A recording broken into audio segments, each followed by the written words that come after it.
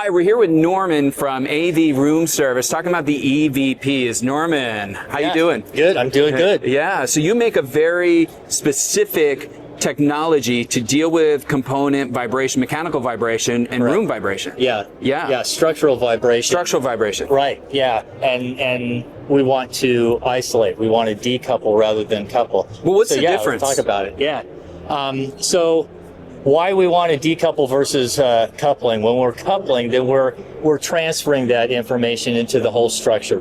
And in the United States, our structures are built where everything's hard fastened. So you've got the wall is fastened to the floor and the ceiling's fastened to the wall. And so that's why you can hear from when you're playing your subwoofer, you can hear it in the rest of the house.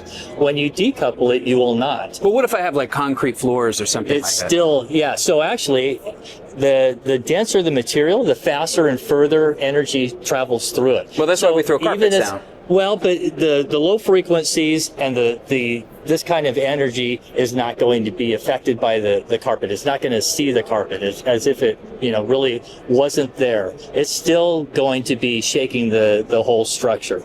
And once you get that energy into the structure, you're not going to get it out. So no matter what the material is or the surface, the energy has to go somewhere. Yeah. Unless it's converted, and that's what we do.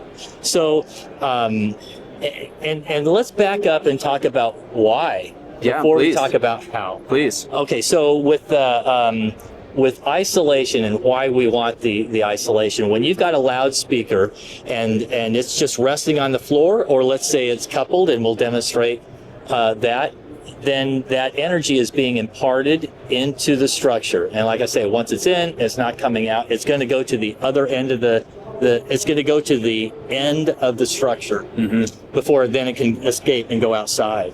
And so what we are experiencing then is 4 arrival times, and we only want one. So the first arrival time is structure-borne. That's the cabinet vibrating the floor, then to your chair, to your butt, via bone conduction to your ear. That's the first arrival time, because the denser the material, the faster and further energy travels through it.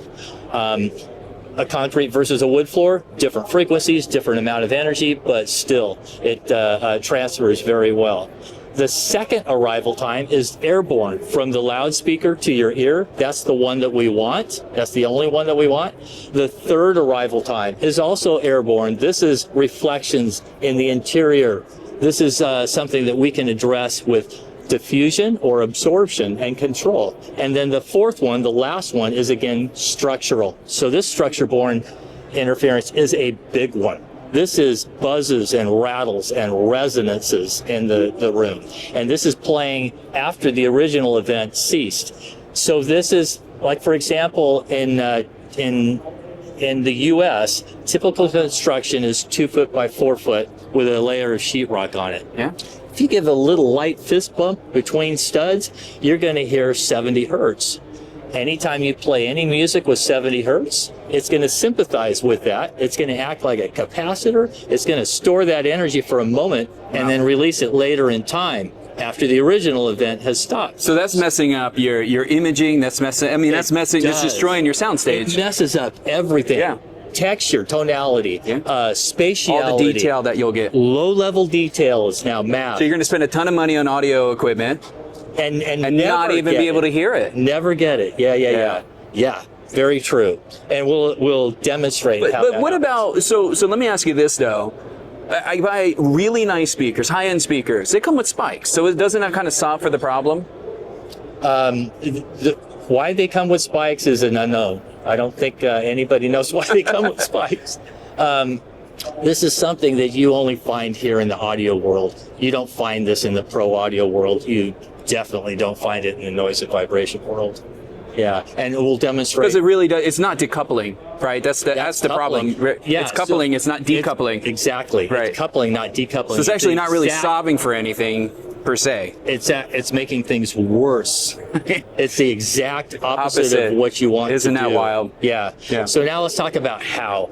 So the EVP, the equipment vibration protectors, they're made out of layers of fiberglass, and we have different densities and different sizes to handle different loads, different weights. And can I grab one? Yeah. Just so we can show. Yeah. Now this is because what I'm going to demonstrate has like no weight to it. So this one's super squishy. They're pretty fragile. So the mechanical energy, the fibers, layers of fiberglass are all intermingled with each other. And so the mechanical energy causes movement, that causes friction. And so therefore the mechanical energy is converted to thermal energy. That's how we get rid of it. With the EVPs, when you load them properly, then we can conservatively say that they will mitigate 90% of the energy from 5 hertz on up. Their natural resonant frequency is 3.4 hertz.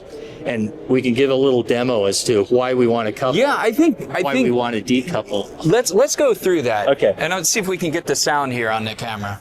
Okay, so this is a music box mechanism with no box. So I don't have the resonator. And in the air, it does not couple. The impedance mismatch is that it doesn't couple very well. But if I put it on this tabletop, and I should explain, the tines are moving plus or minus 0.1 millimeter, but they are playing down to about 500 hertz. So they're playing, the top half of a piano essentially. They are doing so with the energy of maybe, driving a tweeter. It's not much energy. You can barely hear it. Yeah. I mean, there's a lot of sound going on in this hall. I know if it was in a quieter room, we'd be able to hear it, but you can barely hear it. Yes. Okay. Unless I couple it. Oh, I don't even have to hold the mic up to it. Yeah. So now this whole table is moving a few billionths of a meter, but it is amplifying the sound 27 dB. It's acting like a loudspeaker. And remember, everything's hard fastened, so it's going to go to the end of the structure. If I use something like this, something rigid, something hard. Which is what most people do. Yep. Right? It transfers very well. If I change and it has many resonances, and we can measure this, and we do. We can measure this and see where those resonances are. So these are distortions. These are altering the speaker. Remember the performance. Remember, it's a two-way street too. So this table now that is moving is also then in turn reflecting back into the speaker cabinet, coloring the sound. Again, if we decouple, Can barely hear it. yeah.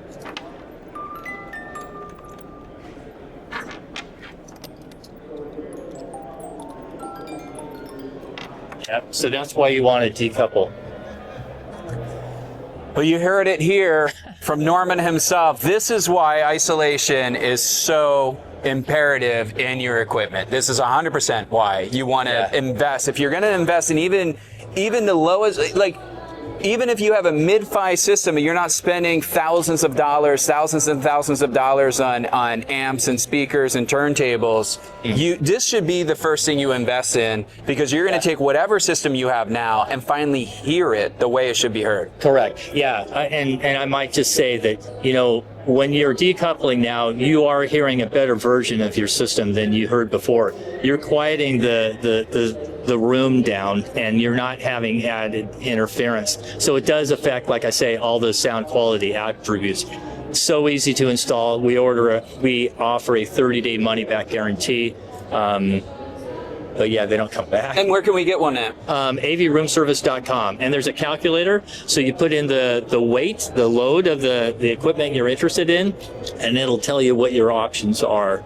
Well, there you go. Yeah. It's getting really loud here at Xpona 2025, but I hope that you were able to hear that at home as a real-world example of why isolation matters. Norman, it's been a pleasure, and we look forward to having you come on the show to talk deeper about room acoustics and why this matters so much. And we can dive really into the science and the technical background for folks that want to learn more. So if that's you, stay tuned, subscribe, because that will be coming out here shortly. Thank you, Norman. Thanks. Appreciate it.